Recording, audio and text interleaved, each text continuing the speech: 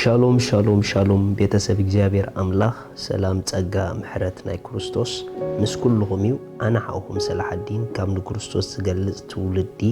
ዓለም ለኻዊ ቤተ ክርስቲያን ስቶክሆልም ስዊድን እዚ ናይ መዓልቲ ቃል ድብል ፕሮግራምና ንጎ ሰዓት 5 ይወርድ ስለዚ ናይዚ ቻነል እዚ ቤተሰብ ደይኮንኩም ሎሚ እጋብዘኩም ኣለኹ ቤተሰብ ናይ ቻነል ክትኮኑ ሰብስክራይብ ክትገብሩ እንደገና ነታ ናይ ደወል ምልክት ክትጻውተዋ ኩሉ ግዜ ንሰዶ ድማ ብቁልጡፍ ናባኹም ክመጽእ እዩ ሎሚ እንካፈሎ ነዚ መዓልቲ ዝኸውን ቃል ናብቲ ትኸዶ ጥራይ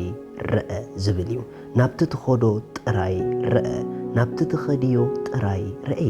ናብቲ ንኸዶ ጥራሕ ንረአ ኢየሱስ ጎይታ እዩ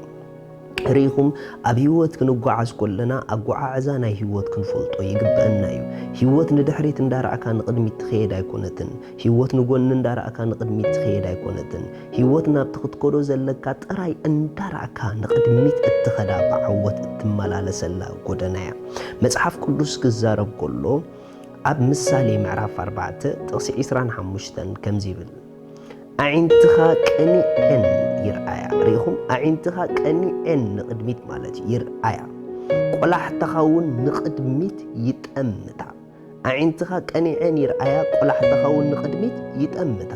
ብኻልእ ኣዘራርባ ቁኑዕ ኣረኣእያ ናይ ዒንቲ ቆላሕትኻ ንቅድሚት ትገብር ሰብ እንተደኣ ኮንካ ጥራሕ እዩ ማለት እዩ ንመገዲ እግርኻ ኣቕናዓያ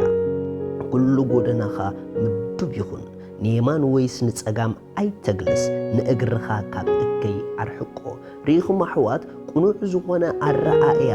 ኣብ መጽሓፍ ቅዱስ ተቐሚጡልና ዘሎ እንተ ደኣ ኣዒንትና ናብቲ ዝተባሃለልና ናብቲ ዝሰማዕናዮ ናብቲ ዝረኣናዮ ናብቲ ክንኮኖ እንደልዮ ናብኡ ጥራሕ ኣዒንትና እንተ ደኣ ዝጥምታ ኮይነን ናብኡ ጥራሕ ልብና እንተ ደኣ ኣቐኒዕና ኣብ ህይወት ድማ ኣእጋርና ንየማን ኮነ ንጸጋም ከም ዘይብላ ዝኾና ኣዒንትና ንቅድሚት እንተ ደኣ ቐኒዑ እዩ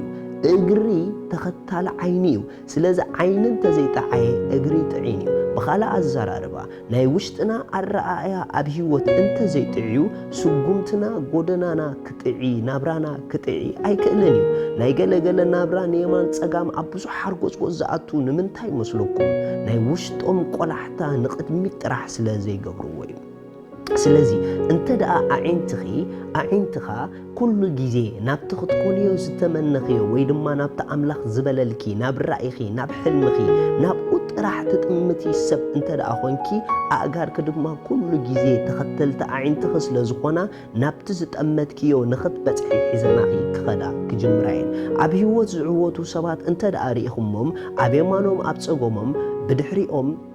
መኻልፍ ስለ ዘይጋጥሞም ናይ ህይወት ቻሌንጅ ስለ ዘይጋጥሞም ኣይኮነን ብዙሕ ንፋስ ኣብ ጎኖም ብዙሕ ጌጋታት ኣብ ድሕሪኦም ኣሎ እዩ ነገር ግን ንድሕሪት ኣይርኢን እዮም ንየማን ጸጋም ኣይርኢን እዮም ናብቲ ክበጽሕዎ ዝወሰንዎ ጥራሕ ስለ ዝርዩ ናይቲ ማሊ ጌጋ እንዳሓለፍዎ ኣብ የማን ጸጋም ድማ ዲስትራክት ክገብሮም ዝመጽእ ነውፅ ክፈጥረሎም ዝመጽእ ድማ ንዕኡ ኢግኖር እንዳገበሩ ንቅድሚት ጥራሕ እንዳረኣዩ ብዓወት ካብ ክብሪ ናብ ክብሪ እዮም ድመላለሱ ሪኢኹም ኣሕዋት ኩሉ ግዜ ጠመተና እንተ ደኣ ተባላሽዩ ርግጸኛ ኹኑ ምስኡ ህይወትና ናብራና ከም ዝባላሹ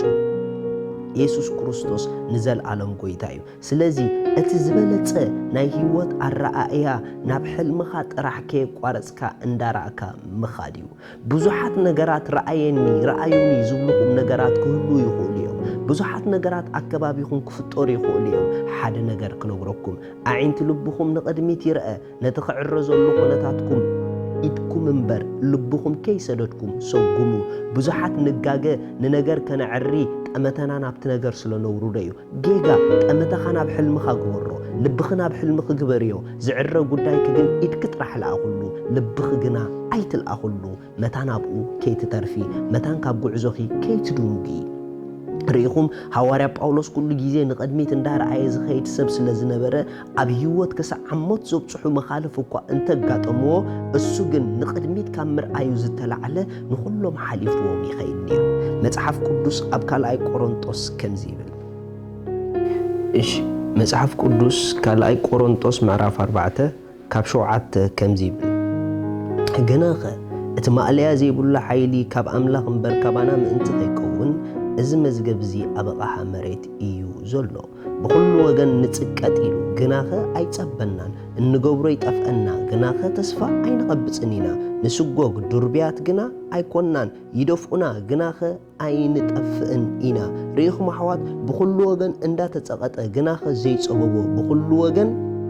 ዝገብሮ እንዳጠፍኦ ግናኸ ተስፋ ዘይቆረጸ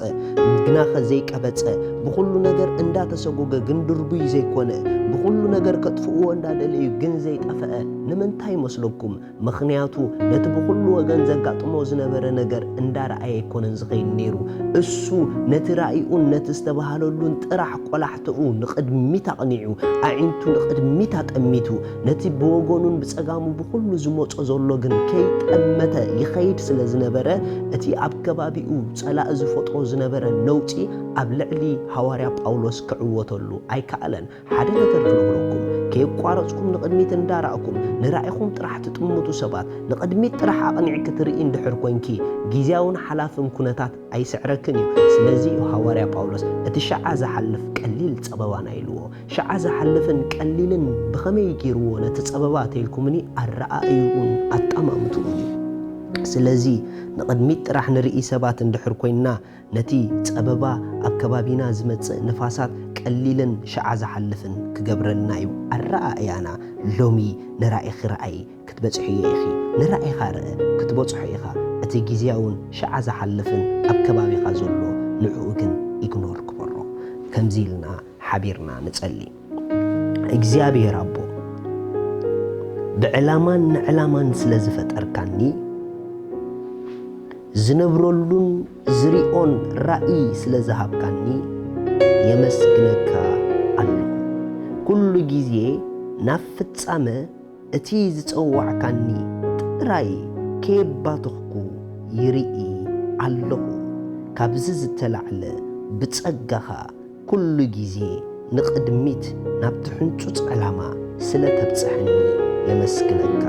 ኣለኹ ኣሜን أملاخ بارككم نقولنا يسوع كريستوس أبي هوتكم وسينكم ليه تقبلكم لوم تصاوعتي أربلكم صباحناتكم ما يكونتن لوم يهم دلهم لوم وسنو تمعلت مدحن حجس لزخونات أتوم دوسونكم سبات ذات صلوت مسحي تسلم እግዚአብሔር አቦ ስለ ወድኻ ኢየሱስ ክርስቶስ የመስግነካ ኣለሁ የአምናለሁ ጎይታና ኢየሱስ ክርስቶስ ምንተ ኃጢአተይ ከም እተሰቀለ ዕዳ ኃጢአተይ ከም ዝኸፈሎን ከም ዝሞተን ብሳልሰይቲ መዓልቲ አምላኽ ከም ዘተንስኦ የአምን ኣለሁ ካብዛ ሰዓት ንጎይታ ኢየሱስ ክርስቶስ ብምእማነይ ሓድሽ ፍጥረት ኮይነ ኣለሁ إذا تصلوا بتصلوا انكو حقوسكم بزب تحت زولو كونتاكت قبورنا كنحجزكم هنا ولاون كم دوسونكم كمان تحفكم نقورنا يخم أملاخ سماي يبارككم شالوم